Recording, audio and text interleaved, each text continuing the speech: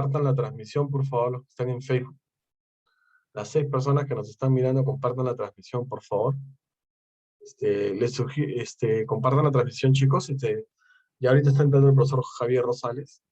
Y comentarles que compartan. Y tenemos el ciclo anual.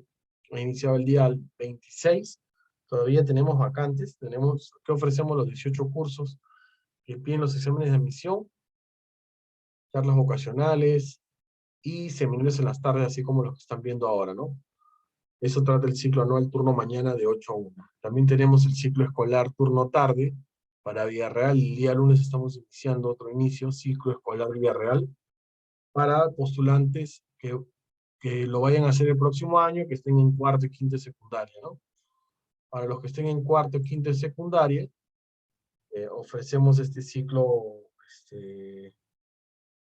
turno tarde. También llevamos los 18 cursos, ¿no?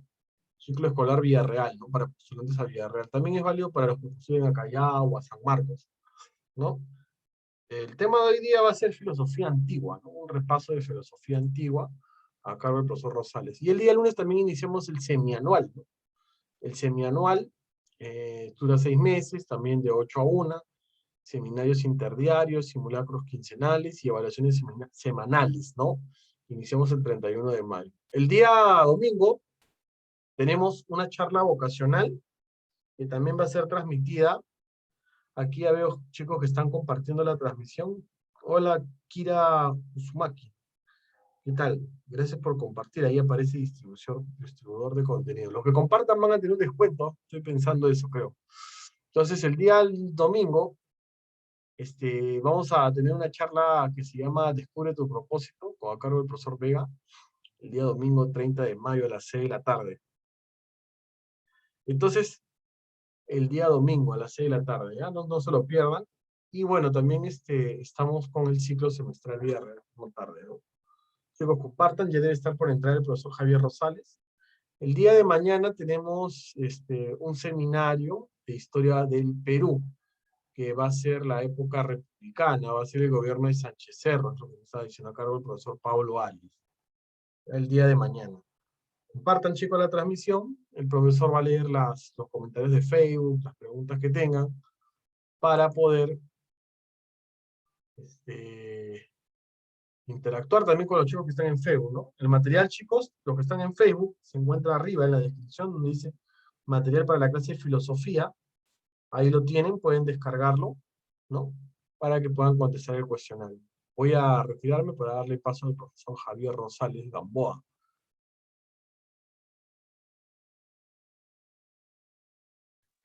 Muy buenas noches con todos los presentes, ¿qué tal? Les saluda el profesor Javier Héctor Rosales Gamboa, ¿sí?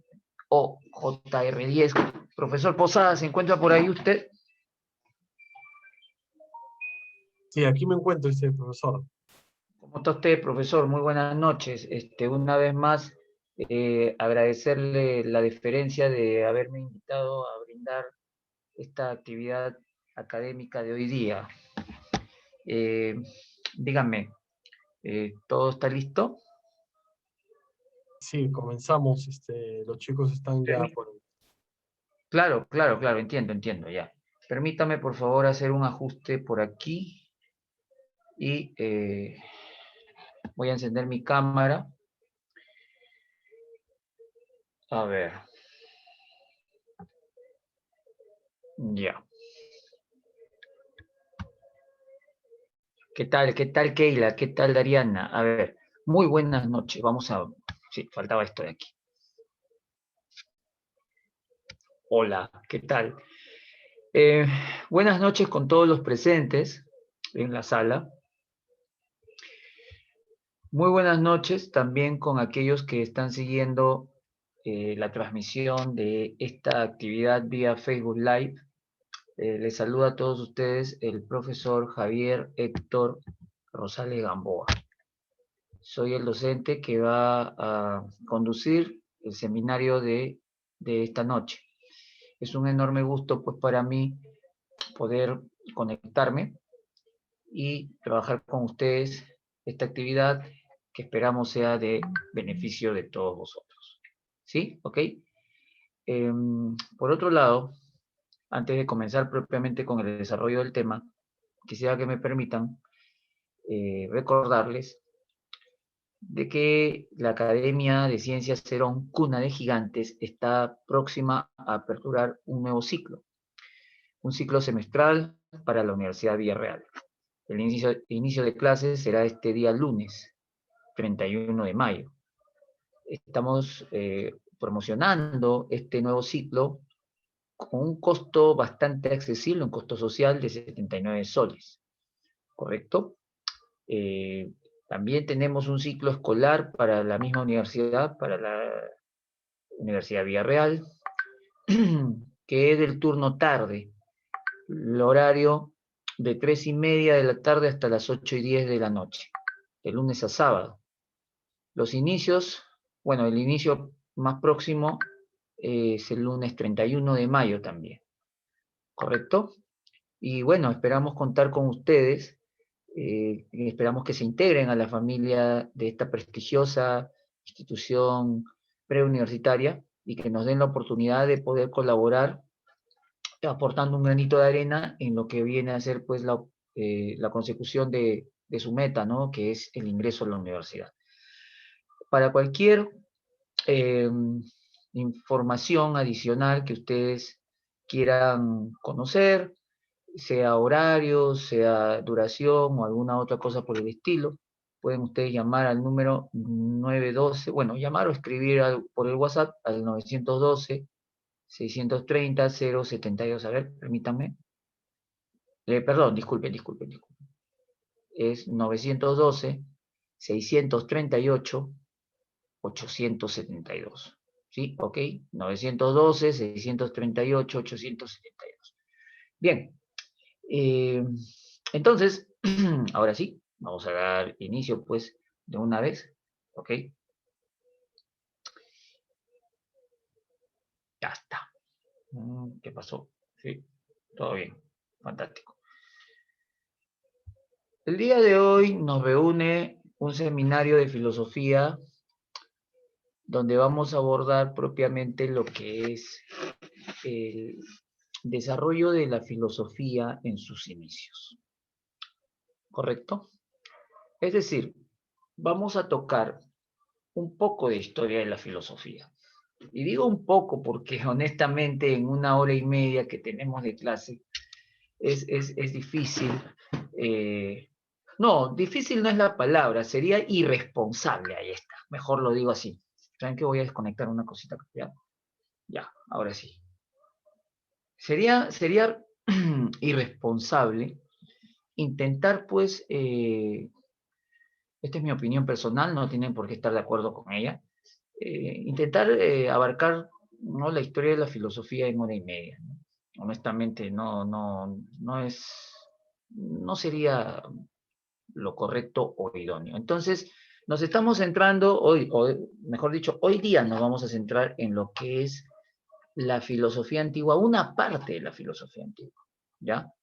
Que suele venir en los exámenes de admisión con cierta frecuencia.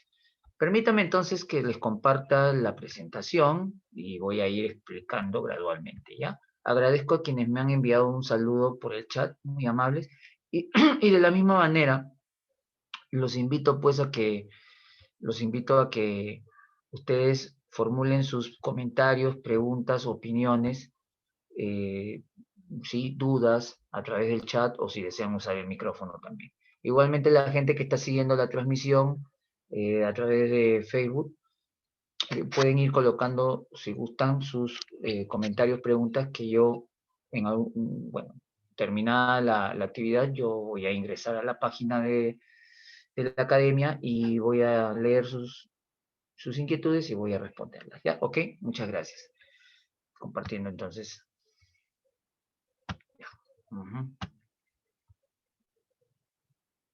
Bien, por favor, si me avisan cuando ya se vea en sus pantallas. ¿Se está viendo ya? ¿Se está observando? ¿Sí? Ok. Perfecto. Gracias, John. Gracias, Keila, Dariana. Gracias, chicos, muy amables. ¿Sí? Vamos a colocarle aquí un ¿Viste en diapositivas? Ya, a ver, empezamos. Mira, a ver, vamos con esto primero que todo. Tratemos de tener una, ¿cómo se dice? Una ubicación cronológica, ¿no? La filosofía no siempre ha existido en la vida del hombre, siendo honestos, ¿ya? Las civilizaciones antiguas utilizaban para darse una explicación sobre los fenómenos de la realidad una serie de mitos. Sí, mitos. Me imagino que tienen al menos una idea al respecto, ¿cierto? ¿Sí? Los mitos representan en la vida del hombre una explicación a los eventos o sucesos que se suscitan dentro de la naturaleza, en nuestro entorno, pero que propiamente se caracterizan por estar cargados de, ¿cómo te lo digo? Por estar cargados de una base fantasiosa.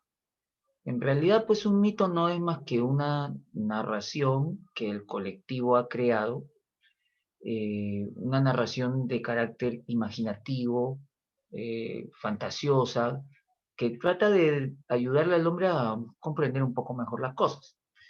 Por eso que aquí tú estás observando en el extremo derecho de este esquema que el mito está ubicado o corresponde, ¿no? Corresponde a una etapa prefilosófica. ¿Estamos de acuerdo? ¿Sí? Es decir, antes de que surja la filosofía tal y como la conocemos, el ser humano utilizaba mitos. Sin embargo, va a haber un momento en el cual se da una ruptura con ello. Y es lo que se conoce, y tú lo puedes investigar, ¿eh? Se conoce como el paso del mito al logos, ¿no? Un momento en la historia de la humanidad, pues en que el ser humano busca desprenderse de ese tipo de explicaciones carentes de lógica, eh, totalmente pues inconcebibles, ¿no? Y aparece la filosofía, ¿ya? Y eso ocurre en el siglo VI antes de Cristo, en Grecia. Aquí debo hacer hincapié en que nosotros vamos a trabajar lo que es la filosofía occidental, ¿ya? Porque hay una filosofía, pues, hay una filosofía oriental, ¿no? Que corresponde, pues, a la India, a la China, pero al respecto, eso no preguntan en los exámenes de admisión, ¿no? Y no, ni siquiera figura en los prospectos. Entonces, tenemos que centrarnos en lo que se les va a evaluar. Y la filosofía occidental apareció en Grecia. Apareció en Grecia, siglo VI antes de Cristo, bueno, entonces, sí, en el siglo VI antes de nuestra era. Y bueno, ha ido desarrollando, se ha ido evolucionando ¿no? Con el paso de los siglos. Y para una mejor comprensión de esto, de la evolución del pensamiento filosófico, es que la dividimos en etapas concordantes o análogas a la división clásica de la historia de la humanidad, ¿no? Vale decir que existe una filosofía antigua, otra filosofía del medioevo, ¿no? Una filosofía de la edad moderna, filosofía moderna, pues, ¿no? Y una filosofía actual, bueno, o en todo caso contemporánea, ¿ya? ¿Ok? Y ahí ustedes pueden observar lo que son los lapsos en los que se ha desarrollado, se viene desarrollando, pues, estas etapas, ¿no? Del pensamiento filosófico. Entonces, la filosofía antigua se extendió del siglo VI antes de nuestra era hasta el siglo V después de Cristo. Inclusive, podríamos decir, jóvenes, y eso lo voy a anotar aquí, podríamos decir que dentro de la filosofía antigua, permítanme un momento, vamos a, sí, acá es. Dentro de la filosofía antigua hay una serie de etapas, ¿ya? ¿Ok? ¿Está bien? Vamos a ponerlo acá. Etapas. Ya, ¿y cuáles son esas etapas, profe? Bueno, etapas o periodos, ¿no? El periodo cosmológico, ¿ya? ¿Ok? Del cual vamos a hablar el día de hoy. El periodo antropológico, también lo vamos a tocar, ¿no? Luego viene el periodo llamado ontológico o de los grandes sistemas. Y cierra este periodo, o cierra esta parte de la filosofía, perdón, la etapa de la filosofía greco-romana o greco-latina. Entonces vamos a poner etapa sí, greco-latina, ¿no? O filosofía helenístico-romana, ¿ya? Y en cada una de estas etapas va a haber una preocupación en particular por los pensadores, ¿ok? Hoy nos vamos a centrar esta noche, que tenemos 1 hora y media de trabajo, nos vamos a centrar específicamente en las dos primeras etapas, ¿no? De la filosofía antigua. ¿Está bien? El periodo cosmológico y el periodo antropológico. ¿Correcto? Ya de repente la academia considera conveniente o pertinente en otra ocasión desarrollar algún seminario sobre las otras etapas o sobre alguna de las otras, alguno de los otros periodos de la historia de la filosofía. Pues, ¿no? ¿Ya? ¿Ok, gente? Bien. Habiendo dicho ello, ¿no? Habiendo colocado esa base, vamos a pasar a hablar del periodo cosmológico. Avanzamos. Ya. A ver. ¿Qué tenemos aquí?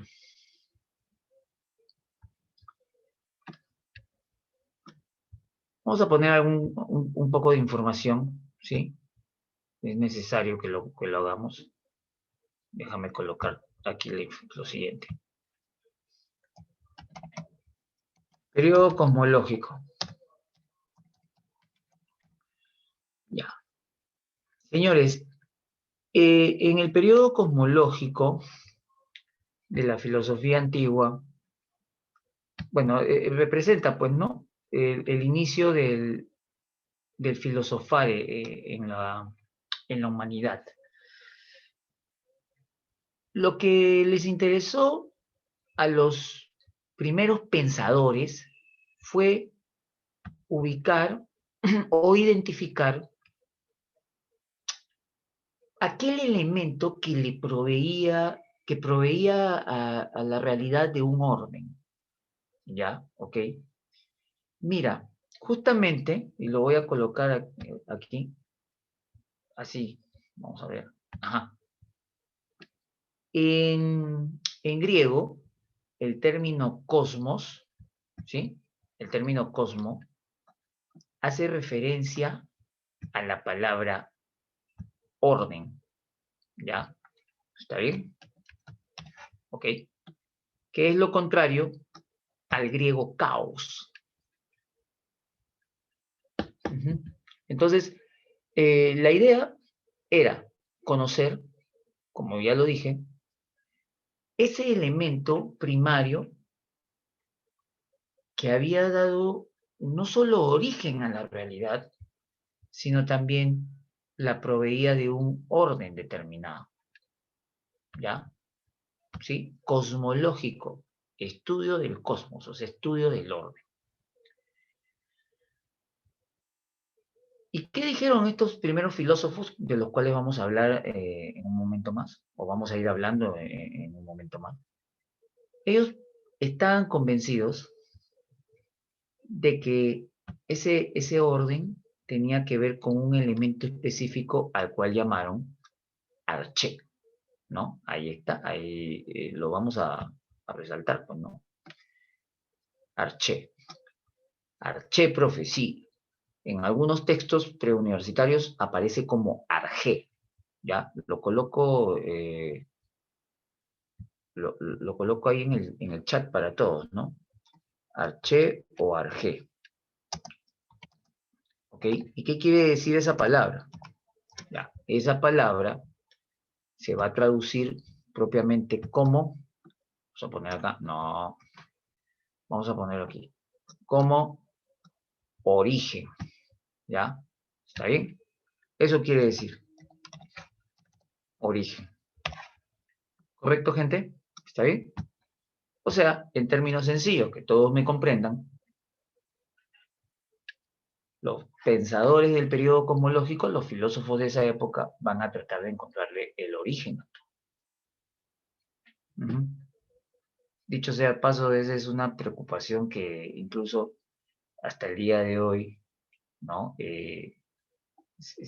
Tienen los filósofos, ¿no? No solo la gente dedicada a la filosofía, también la gente dedicada a la ciencia, personas que practican de repente o profesan algún tipo de religión, en fin, ¿no? Pero volviendo aquí a lo que estamos tratando, el arché, pues, el arché es eso, el origen de todo, ¿no?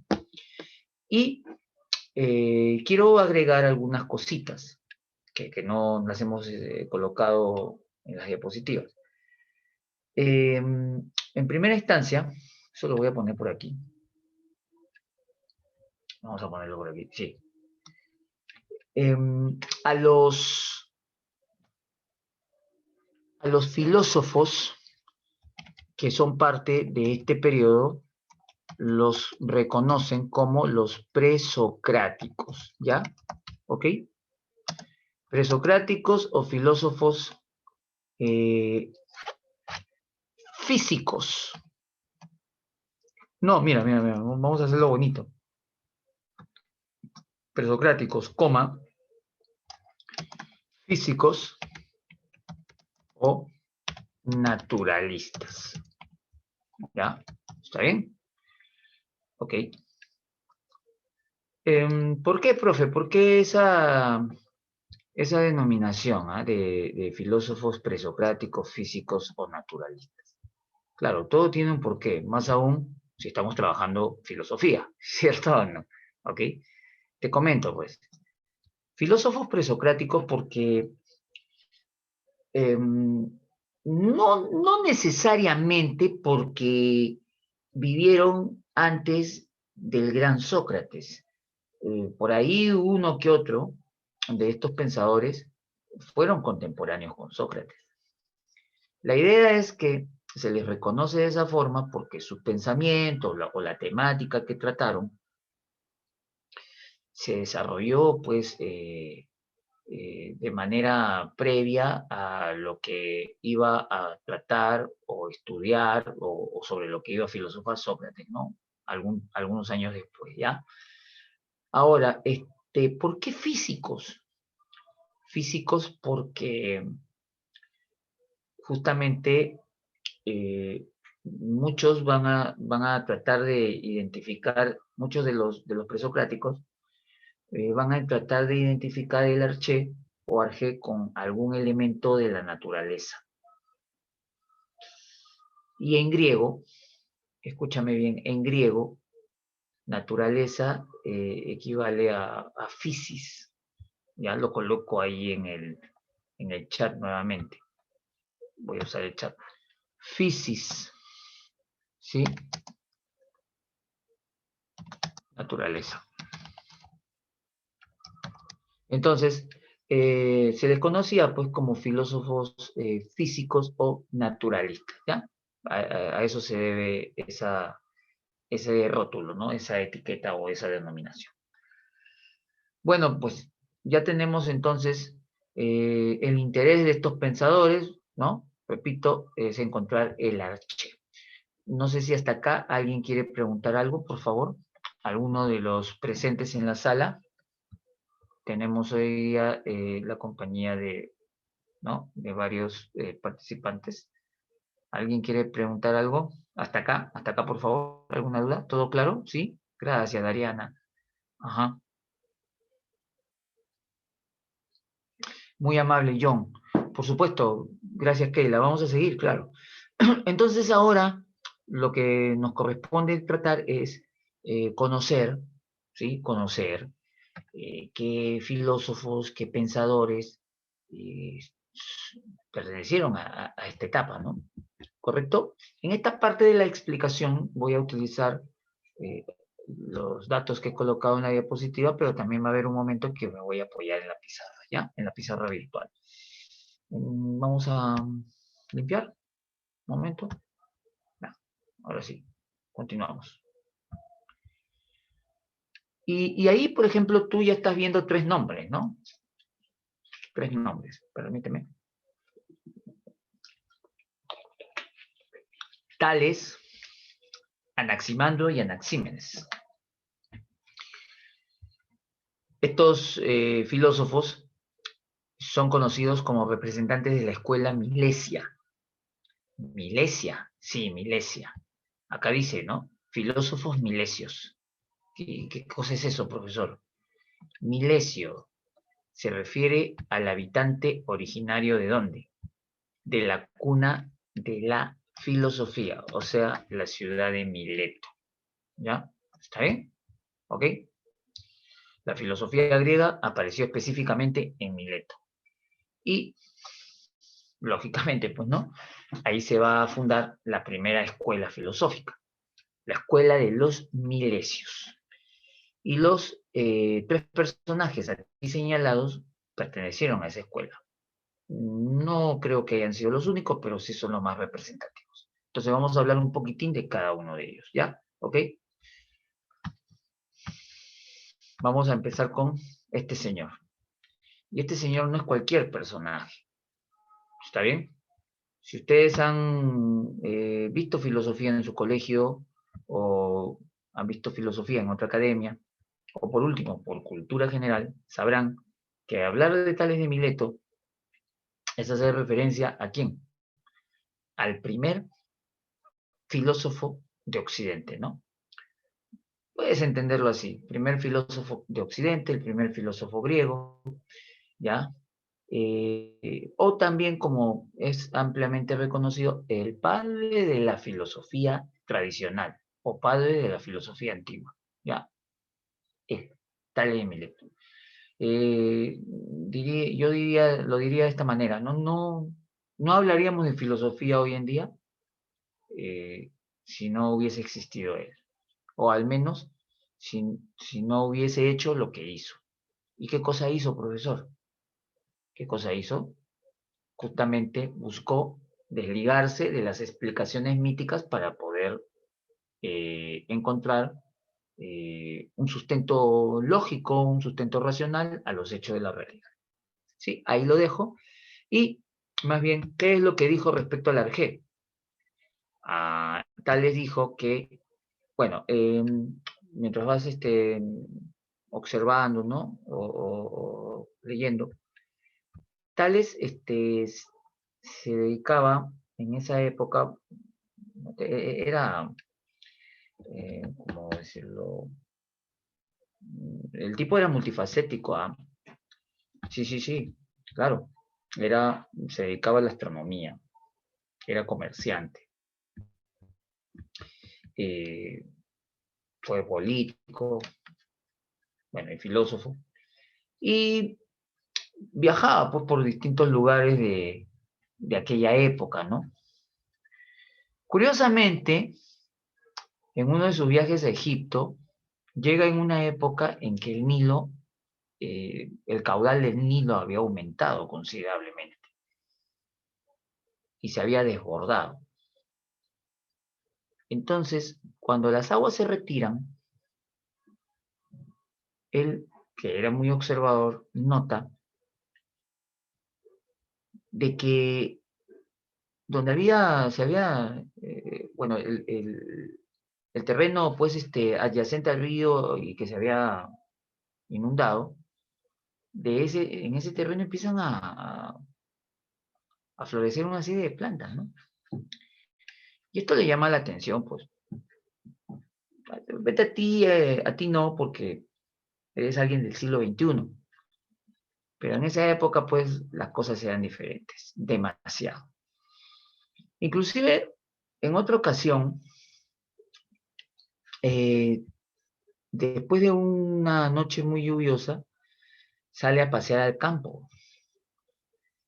Y bueno, tú sabes pues, que cuando el agua cae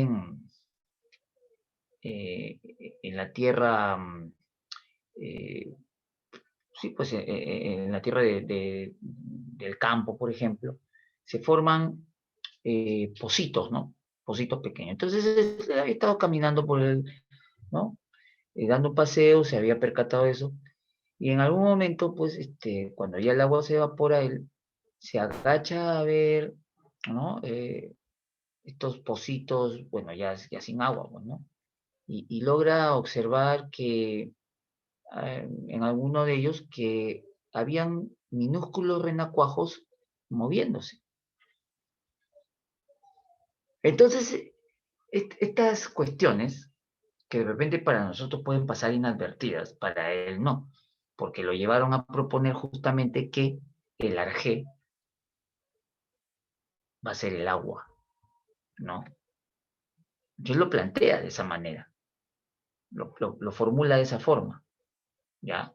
El agua, las plantas necesitan agua para crecer, los animales necesitan agua para vivir, en el cuerpo del hombre hay agua, por lo tanto, el arjé es el agua, ¿ok? Ya, disculpen, ¿ya? Y alguien me podrá de repente, alguien podrá de repente replicar, decir, ¿no? Pero, profesor, ese tipo de explicaciones, pues suenan muy coherentes. Repito, ¿no? Para nosotros que somos habitantes del siglo XXI, de hecho que, ¿no? Una argumentación de esa naturaleza nos puede parecer de repente poco convincente. Pero en aquel momento no, pues. Es más, Tales está considerado entre los 7 sabios de la antigüedad. Y la idea, repito, predominante para él era ella, ¿no? Era esa, el agua como arjé, como elemento primario de todo, ¿no? ¿Ok? Justamente aquí te lo he puesto en este párrafo, ¿no? También consta la influencia de la percepción empírica, empírica significa basada en experiencias, sobre el poder del agua para generar y conservar vida, ¿ya? Eh, muy bien, pero ¿qué pasa? ¿Qué pasó? Antes de seguir avanzando. Hay algo pues que debemos tener en cuenta en filosofía. ¿Y qué cosa es? La filosofía es un saber crítico. La filosofía es crítica. ¿Sabes qué significa eso, no? ¿Saben? ¿Saben, chicos? ¿Tienen idea de qué significa que la filosofía sea crítica o no? A ver, alguien que me diga, sí, no, nada que ver.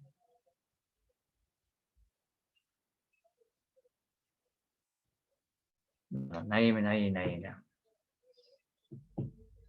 Señores, este, crítica implica que la filosofía, ya, escucha, crítica implica que la filosofía, pues, no acepte, no acepte verdades o supuestas verdades de buenas a primera. ¿Ok? Es más, los filósofos, ¿qué hacen? ¿Qué hacen los filósofos? Los filósofos eh, refutan, ¿no? Los filósofos dudan.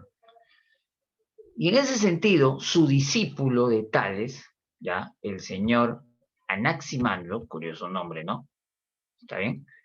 Que también pues perteneció a la escuela de Mileto, él no va a estar de acuerdo con su maestro y va a señalar más bien que no es tan lógico o no se podría aceptar de que la naturaleza haya surgido de un elemento que pertenece a ella misma, ¿no?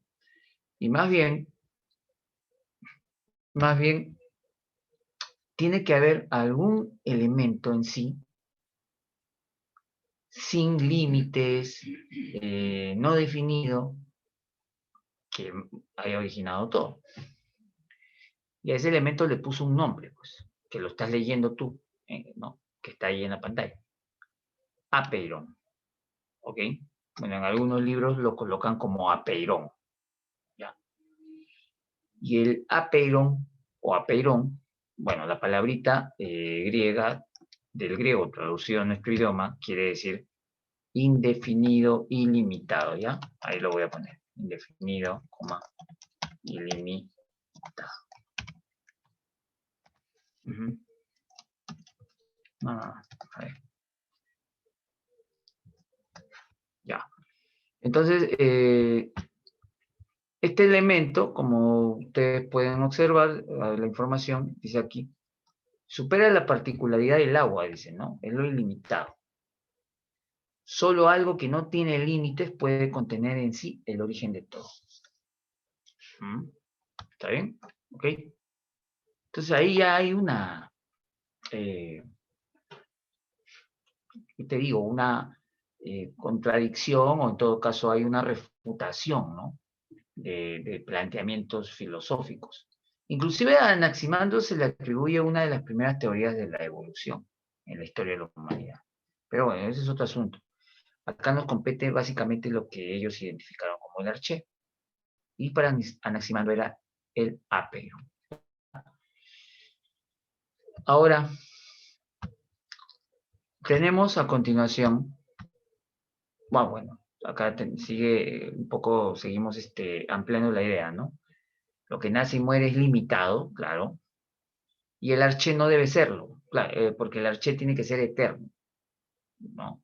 Imperecedero, ¿ok? Pero dentro de esa misma línea, queridos alumnos, o quienes me estén escuchando, va a surgir una tercera postura o un tercer planteamiento que le corresponde a Anaxímenes de Mileto.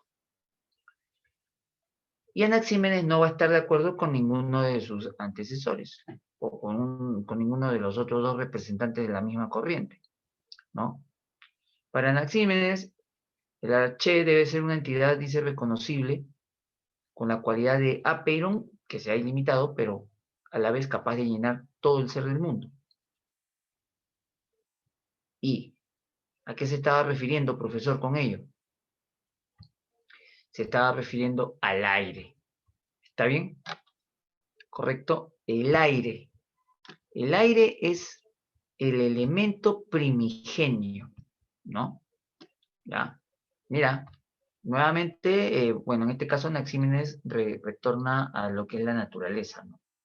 Retorna a la naturaleza y identifica al arjé o arché con el aire, que se puede condensar, ¿no? O rareficar, en otras palabras, que puede cambiar de un estado a otro, ¿no? Generando la formación de los elementos que hay en la realidad.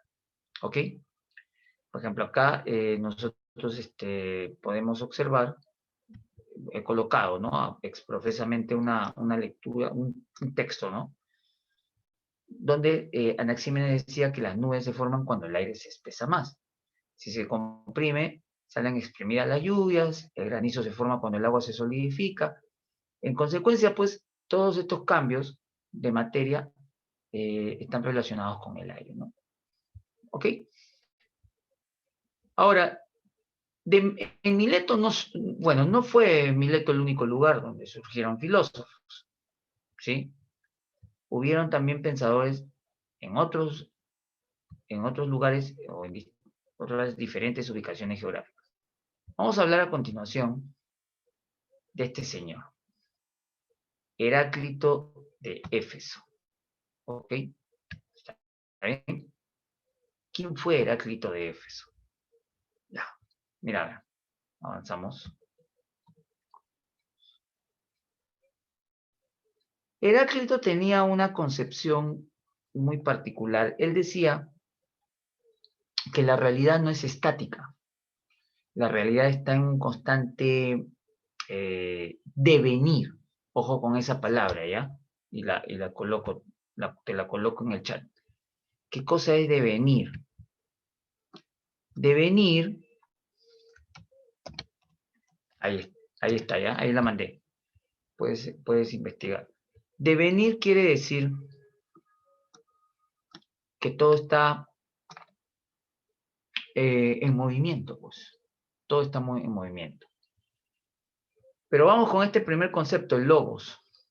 Acá dice, ¿no? Todo sucede conforme al logos, todo sucede, la palabra logos en griego, por si acaso, ¿ya? La palabra logos se traduce, muy aparte de lo que ya sabes, ¿no? Estudio, tratado, ¿no? Logos significa razón.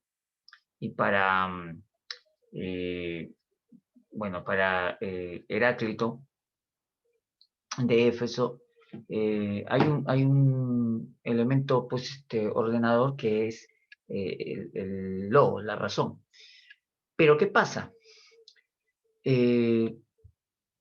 Bueno, y acá lo estamos mencionando, ¿no? Una sola cosa es lo sabido o lo sabio, conocer el logos por el cual todas las cosas son gobernadas a través de todas las cosas.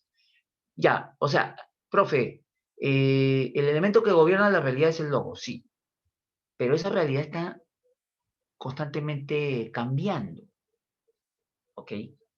Eso ya es el devenir, ¿correcto? Sin embargo, aquí habría que preguntarnos lo siguiente. Mira, el orden del mundo es una lucha de contrarios que dispone la permanencia de la diferencia y el cambio. Ya, bacán. Entonces, la realidad es cambiante, sí, según este filósofo. Ahí está, todo fluye, todo cambia, ¿no? ¿Está bien? El devenir de los cambios une opuestos en el transcurso del tiempo. En palabras sencillas que todos me entiendan y que nadie aquí se confunda, por favor. La realidad es cambiante, está en un constante devenir. Todo cambia en la vida, cambian las ideas, cambian las costumbres, cambia la sociedad, nosotros cambiamos. Por ejemplo, escúchame, tú ya no eres la misma persona de hace un minuto atrás en tu vida. Claro, en esencia sí, pero ya has cambiado ya, ¿no? Todo está en movimiento. Y eso lo manifestó en una frase que ha sido pregunta de examen de admisión muchas veces, ¿ok? ¿Cuál es esa frase? Seguramente que la deben haber escuchado. La frase es: nadie puede bañarse 2 veces en las mismas aguas de un río. Te lo repito ya. Si quieres anótalo. Bueno, igual la clase está siendo grabada. Perdón, el seminario está siendo grabado. Nadie puede bañarse 2 veces en las mismas aguas de un río, ¿no? Lógicamente, pues que es una expresión metafórica que se puede interpretar o que se puede entender, ¿no?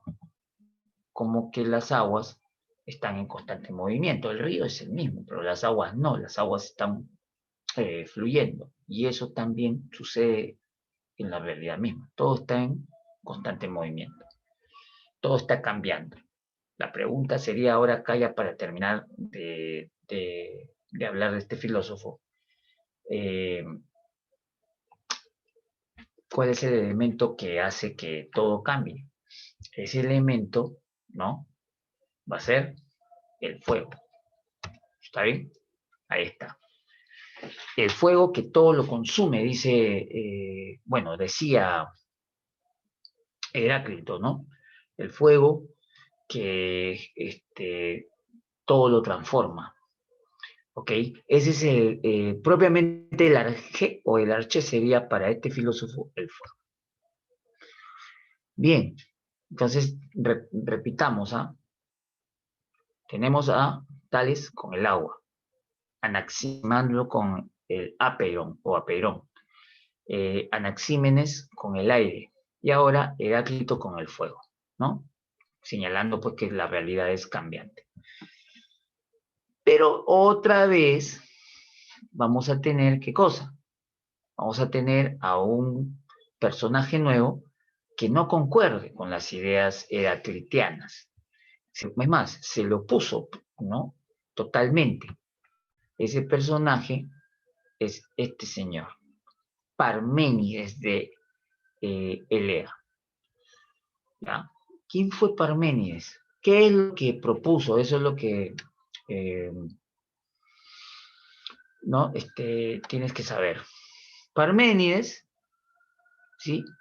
Señalaba todo lo contrario a Heráclito.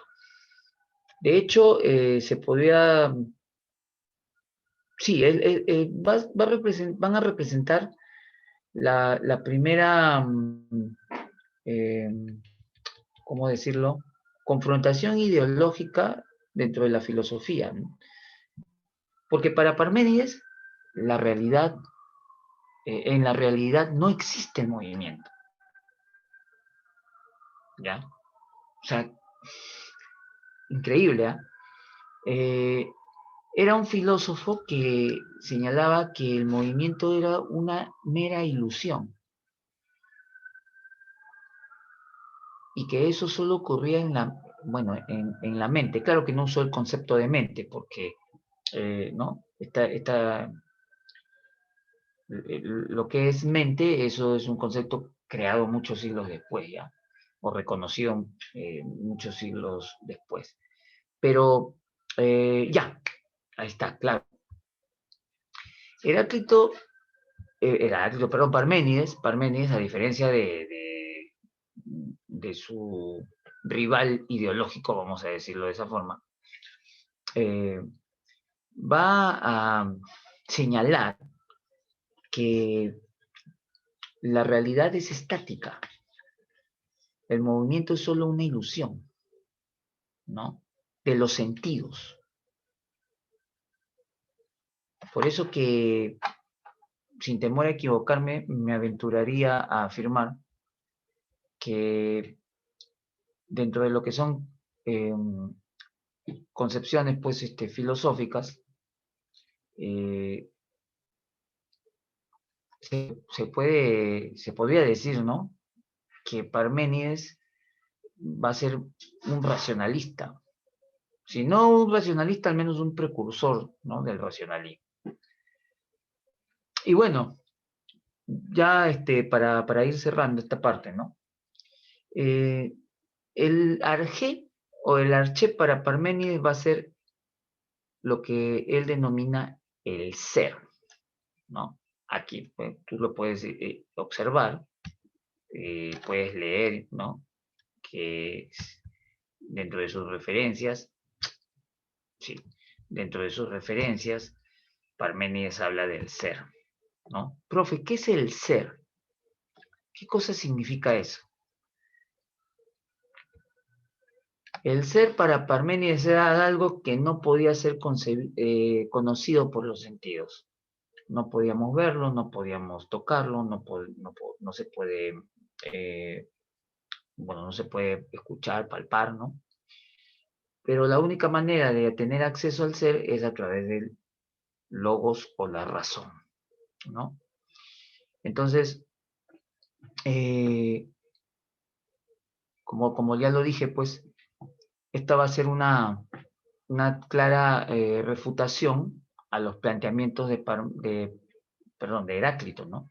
Heráclito, por un lado, señalaba, pues, ¿no? Que hay una realidad constante en la cual estamos inmersos, pero para Parménides no. Para Parménides la realidad es estática, ¿no? Entonces, ¿quién tiene la razón? Eso es una cuestión que se va a resolver, lo va a resolver Platón más adelante. Es más, no le dio la razón a alguno de ellos en particular, sino que Platón más bien va a tomar las ideas de ambos, que son opuestas, ¿no? o antagónicas, y las va a, como lo digo, va a juntarlas, ¿no? Va a generar una síntesis, ahí está, de esas ideas, ¿ya? ¿Ok?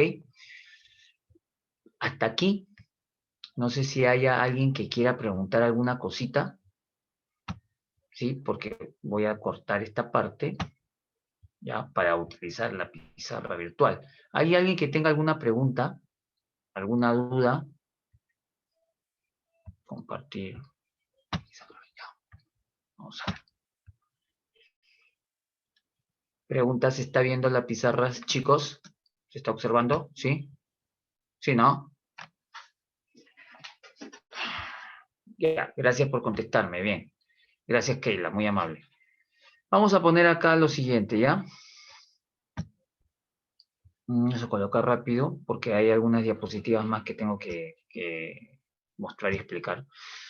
Entonces, hemos dicho que en el periodo homológico se va a buscar, ¿no?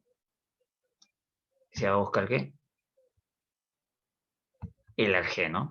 ¿Ok? Arg o arche. ¿Ya? ¿Ok? Bien, ahora, ¿qué pasa acá? Señores, no sé si se han percatado de algo, de todos los personajes que hemos hablado. ¿Se han dado cuenta que ellos hablan de un solo elemento como arché? ¿Se han dado cuenta de eso o no? ¿Se percataron? Un solo elemento, uno específico, ¿sí? O sea, sea el agua, sea el fuego, sea el aire, ¿ya? Pues bien, ¿eso qué significa? Lo que voy a colocar aquí, ¿no? Que esos filósofos van a ser reconocidos, ojo, van a ser reconocidos como filósofos monistas, ¿ya? ¿Está bien? Filósofos monistas, ¿de acuerdo? Monista es el término que da a entender que los filósofos consideran un solo elemento como arjé. Entonces aquí hemos hablado de quién. Hemos hablado, a ver, vamos a ponerlo así. No. Vamos a ponerlo de esta manera, ¿ya? Sí, mejor. Hemos mencionado a Tales. Vamos a cambiar el tamaño. Ya, ahora sí. Tales de Mileto con el agua. ¿Ok? Anaximandro con el apeiron o apeirón. Hemos visto también a Anaxímenes. ¿Sí? Anaxímenes. El aire. ¿Ya? ¿Quién más? Hemos comentado también sobre Heráclito y el fuego, ¿ok? Y a quien se le enfrentó, ¿no? En cuanto al pensamiento, Parménides con el ser, ¿no? Me gustaría agregar al gran Pitágoras. Pitágoras, filósofo y matemático, que fundó una secta muy curiosa, asumía que el arjé eran los números, ¿ya? ¿Ok? Le da una explicación de carácter matemático a la realidad. Muy bien. Pero, ahora me gustaría, ahora quisiera pues comentar sobre los pluralistas. ¿Está bien? Los pluralistas, vamos a ponerlo ahí, ¿ya?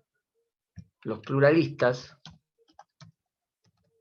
van a ser los pensadores que no van a identificar al arché con un solo elemento ¿no? de la naturaleza, sino ellos van a hablarnos de más de un elemento. En ese sentido, a ver, vamos a colocar aquí, ¿sí? Vamos a colocar A. Vamos a hablar de tres pluralistas, no más. El primero, el gran Empédocles, ¿ya?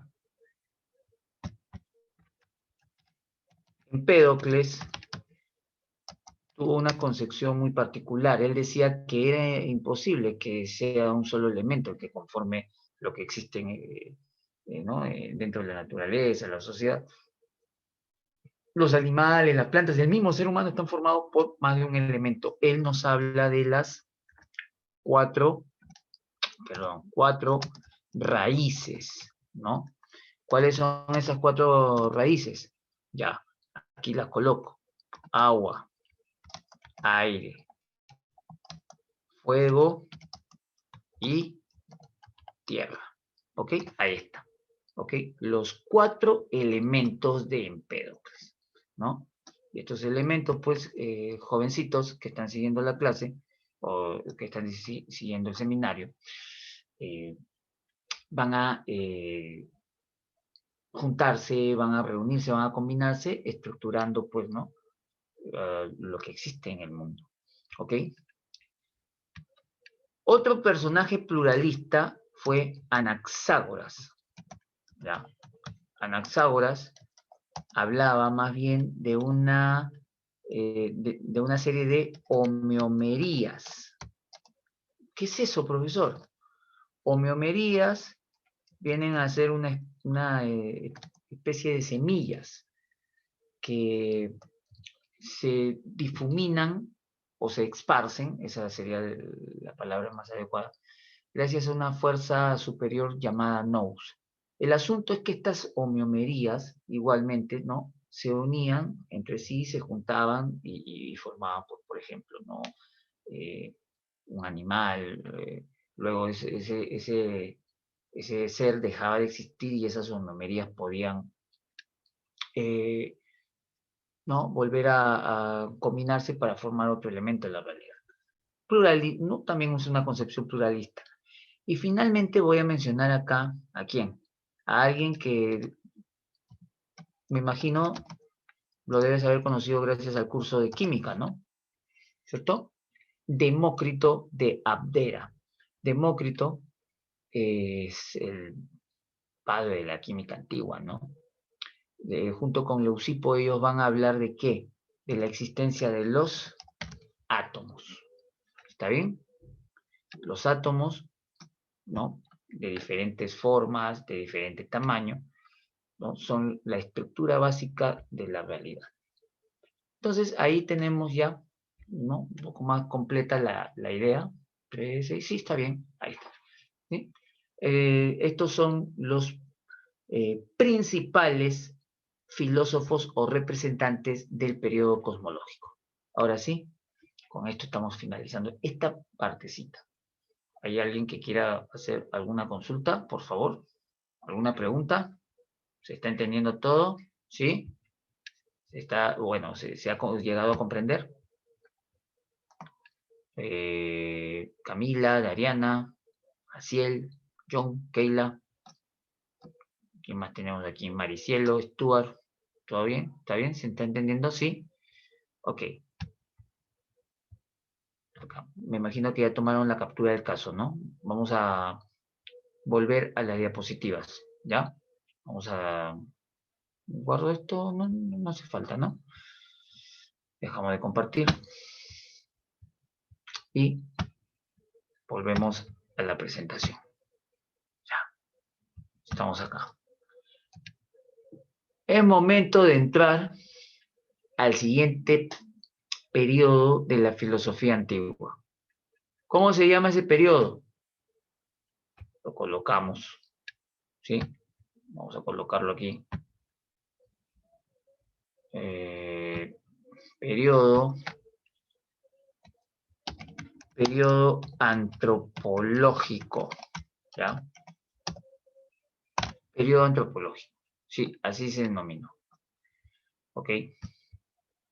Y el periodo antropológico, bueno, se desarrolló cronológicamente hablando en el siglo V, ¿no? Antes de nuestra era, ¿está bien? Aquí la preocupación de los pensadores va a variar, ¿ya? O sea, se abandona la idea de tratar de identificar o conocer cuál es el arjé, y más bien se toma como punto central de la reflexión filosófica ¿a quién? Al hombre, ¿no? Justamente de ahí viene pues el nombre del periodo, antropológico, antropos hombre, ¿no? Logos estudio. Entonces es el momento de la filosofía antigua en que se estudia al hombre virtuoso. Vamos a poner acá el hombre y su arete. Arete, profe. Sí, arete, que en griego quiere decir virtud. ¿Está bien? ¿Ok? El hombre y su virtud.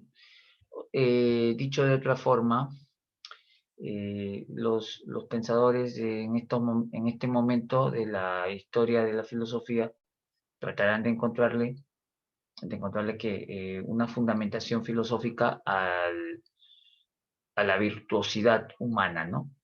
¿Ya? ¿Ok? Y el contexto, básicamente, el contexto, porque todo, ojo, todo periodo, toda etapa de la filosofía aparece bajo un contexto determinado, ¿no? Es como, es como en literatura. Discúlpame que haga esta comparación, pero en literatura también, ¿no? Los movimientos literarios surgen dentro de un contexto sociohistórico particular. En ese sentido, el periodo antropológico se desarrolla eh, conjuntamente con el siglo de Pericles, ¿no? En el siglo de Pericles hay una cuestión política muy importante, ¿no? Se consolida la democracia. Y al consolidarse la democracia, que, eh, bueno, es una democracia, era una democracia de participación directa, la ateniense, se le exige al ciudadano que tenga pues justamente interés y una presencia dentro de lo que eran las discusiones o temas políticos que le atañen pues, ¿no? a todos los miembros de esa polis, ¿no? ¿Y esto qué tiene que ver con la filosofía, profe? Tiene que ver bastante, porque justamente bajo ese contexto es que van a aparecer los sofistas. ¿Ya? Voy a hablar de ellos antes de hablar del gran Sócrates. Antes de hablar del gran Sócrates eh, tenemos que conocer más sobre los sofistas, ¿no? Entonces, sí, mira, a ver, permíteme avanzar y de ahí retrocedemos, ¿ya? Permíteme esto. Ya. Cierro acá. Ya. Los sofistas. Los sofistas, queridos alumnos, representaban un grupo de maestros. ¿Ya? Sofista. Ok, ahí está. ¿Quiénes eran los sofistas? La palabrita sofista deriva del griego sofiste, que se traduce como sabio. Ya, sofiste, sabio. No se les reconoce como representantes de alguna escuela filosófica en particular, aunque sí defendieron ciertas posturas filosóficas, que esto lo voy a ir mencionando en su momento. Señores, los sofistas eran maestros de la oratoria, ¿ok? Ellos surgen justamente ante la necesidad de una preparación o instrucción que los ciudadanos requerían para, ¿no? Poder tener intervenciones, ¿no? Sí, para poder intervenir en la vida política de una manera directa. Entonces, surgen los sofistas para llenar ese vacío de instrucción. Y estos tipos eran, te comentaré las características de ellos, ¿no? Número uno, excelentes oradores, probablemente de los mejores de todos los tiempos, ¿ya? Muy buenos oradores, ¿no? En segunda instancia, los sofistas eran maestros itinerantes, ¿no? No se establecían en un solo lugar. Por el contrario, viajaban por todo el mundo conocido de aquella época, ¿ok?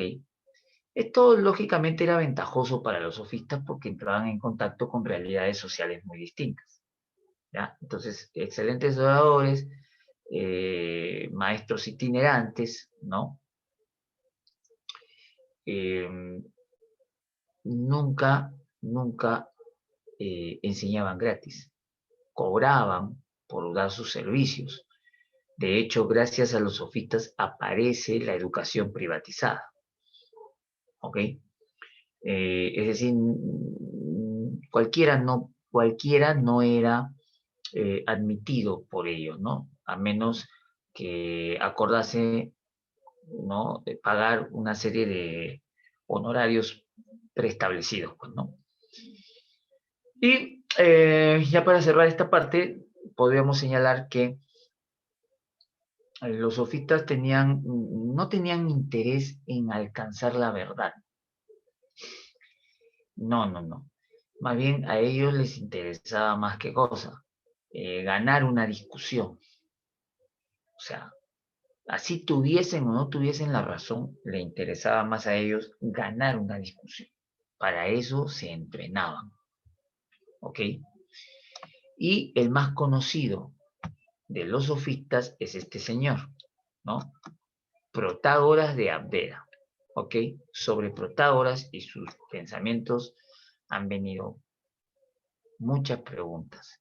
Sería bueno que tengan cuidado, sí, en Villarreal, ¿no? Y no solo en Villarreal, sino pues también en otras universidades. Pero bueno, a ver, ¿qué tenemos aquí? Mira, máximo representante de los sofistas. No fue el único, como tú estás viendo acá, hay mencionados otros representantes, pero Protágoras y este señor, inclusive, Gorgias, ellos son los más reconocidos, ¿no? De los que más se habla y de los que mayor información vas a encontrar en los textos de filosofía.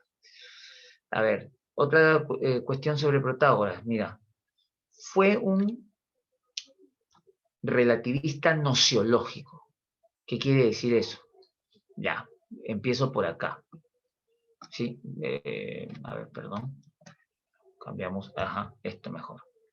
Nociológico es un término que está referido ¿a qué? Al conocimiento. ¿Ok? Lo coloco ahí ya. O sea, cuando a ti te dice conocimiento, ¿sí? Cuando a ti te dicen que Protágoras fue un relativista nociológico, es porque él, dentro del problema del conocimiento humano, ya la nociología estudia el conocimiento humano, dentro del problema de la nociología o del conocimiento, va a señalar pues que este es realmente relativo, ¿no? O sea, no hay una verdad absoluta, ¿ya? Y eso inclusive lo llevó al campo de la ética, pues, ¿no? Al formular también un relativismo moral. Esto que yo estoy explicando, él lo sustenta en su teoría del homo mensura, ¿no? ¿Ya? Teoría o principio del homo mensura de lo que ha sido, ya te he dicho, ha sido pregunta de admisión varias veces. Profe, ¿qué es homo mensura? Homo mensura significa hombre, a ver, hombre guión medida, ¿ok? ¿Está bien? Homo, hombre, mensura, medida. O como está dicho acá entre comillas, el hombre es la medida de todas las cosas. El hombre es la medida de todas las cosas. ¿Qué quiere decir eso? Vamos, vamos, gente, esto es filosofía, tienes que abrir tu mente. El hombre es la medida de todas las cosas. Se debe entender como que, por ejemplo, el bien o el mal depende de cada uno. Lo que para ti está bien, para mí puede estar mal, o viceversa, ¿no? O como inclusive se ha puesto acá, ¿sí? La verdad y la falsedad dependen de cada hombre. ¿Te das cuenta? Con lo cual, pues, definitivamente niega la universalidad, pues, del bien, pues, ¿no? De los valores. Te lo había dicho, ¿no? Te lo había dicho. Los sofistas viajaban por diferentes lugares, entonces entraban en contacto con realidades sociales distintas donde veían, pues, que, por ejemplo, no hay las normas morales